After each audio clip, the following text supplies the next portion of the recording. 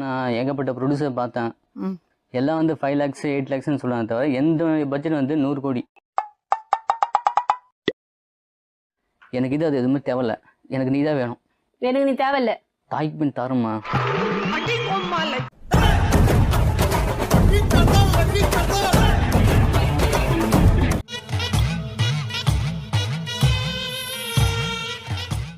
இப்ப நான் உங்க வாழ்க்கை பத்தி கொஞ்சம் சொல்லுங்க. ஒரு சிங்கத்தை பத்தி ஒரு சிங்கமே சொன்னா அது அசிங்கம். என்ன பத்தி இந்த ஆள்கிட்ட எடுத்து சொல்லு.